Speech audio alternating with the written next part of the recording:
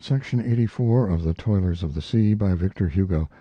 This recording is in the public domain. Read by John Greenman. Chapter 4. Nothing is hidden and nothing is lost.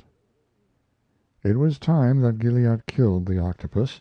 He was almost strangled. His right arm and his body were violet in hue. More than 200 swellings were outlined upon them. The blood spurted from some of them here and there. The remedy for these wounds is salt water. Gilliatt plunged into it.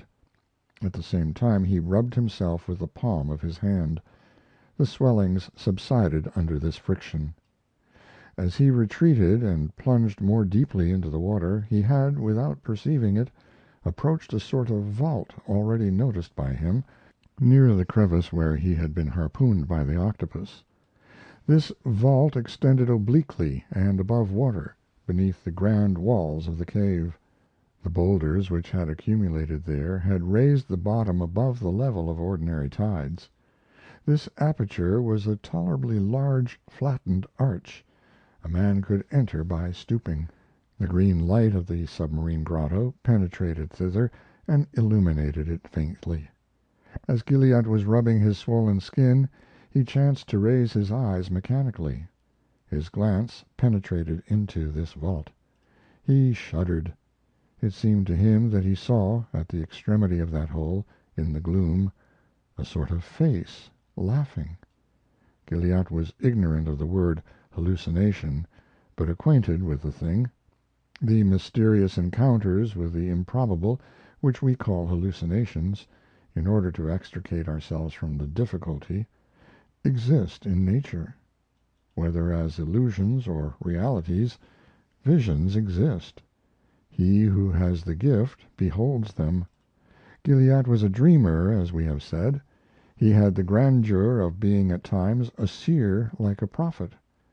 One cannot with impunity be a dreamer in solitary places.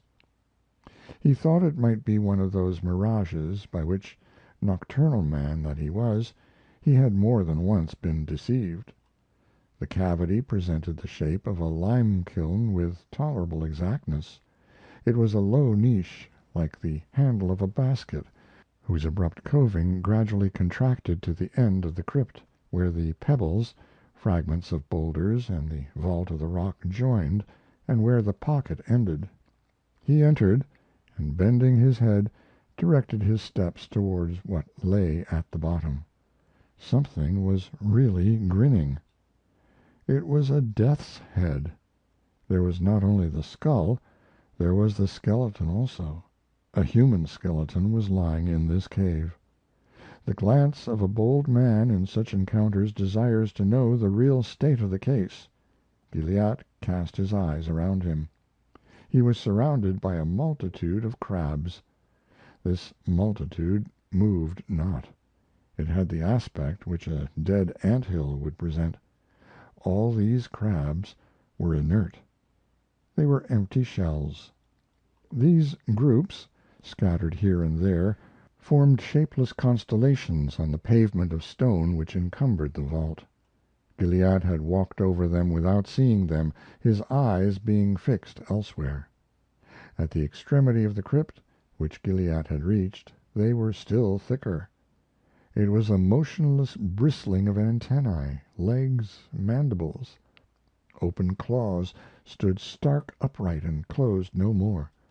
Their bony shells no longer stirred beneath their crust of spines. Some were turned over and showed their livid cavities. This pile resembled an affray of besiegers, and lay massed together like a thicket. Beneath this heap lay the skeleton. Beneath this confusion of tentacles and scales the cranium was visible with its sutures, the vertebrae, the thigh bones, the shin bones, the long, jointed fingers with their nails. The cavity of the ribs was full of crabs. Some heart had once beaten there. Marine molds draped the eye sockets. Limpets had left their slime in the nostrils.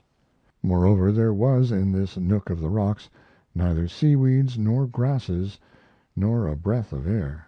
No movement. The teeth grinned. The disturbing point about laughter is the mocking imitation of it which the skull makes. This marvelous palace of the abyss, inlaid and encrusted with all the gems of the sea, had ended by revealing itself and telling its secret. It was a lair. The octopus dwelt there, and it was a tomb. A man lay there. The spectral immobility of the skeleton and the creatures around it oscillated vaguely by reason of the reflection of the subterranean waters which trembled over this petrifaction. The crabs, a frightful, confused mass, appeared as if in the act of finishing their repast. These shells seemed to be eating this carcass.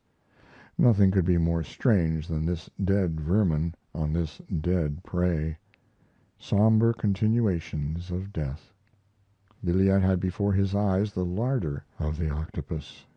Melancholy vision, wherein the profound horror of things allowed itself to be caught in the very act. The crabs had devoured the man, the octopus had devoured the crabs. There was not a vestige of clothing near the corpse. He must have been seized naked. Gilliatt, attentive and scrutinizing, began to remove the crabs from the man. Who was this man? The body had been admirably dissected. One would have pronounced it an anatomical preparation. All the flesh had been removed, not a muscle remained, not a bone was lacking. Had Gilliatt belonged to the profession, he might have authenticated the fact.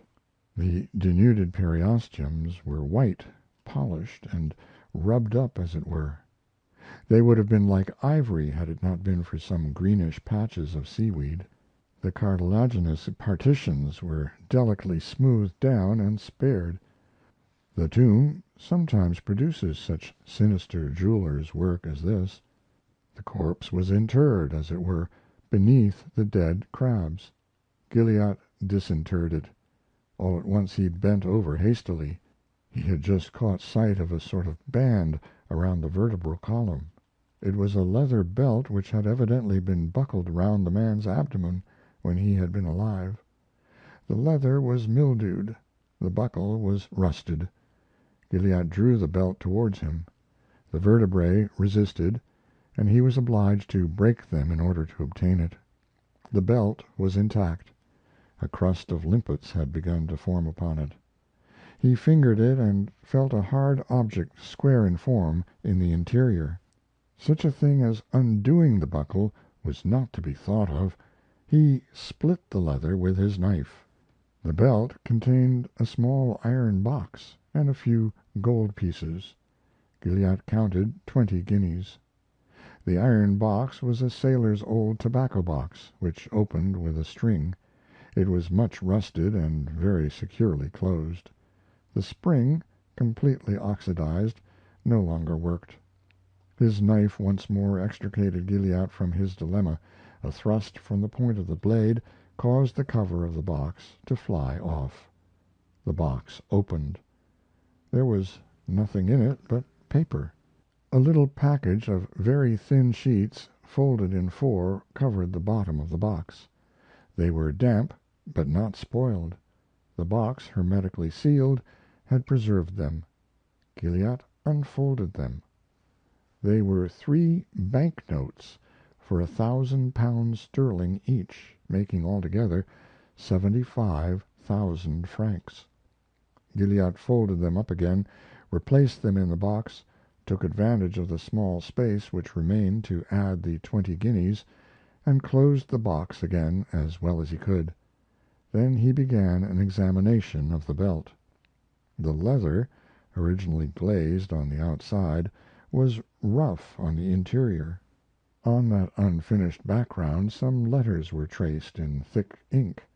Gilliatt deciphered these letters: Sieur Clubin. End of chapter 4. Nothing is hidden and nothing is lost.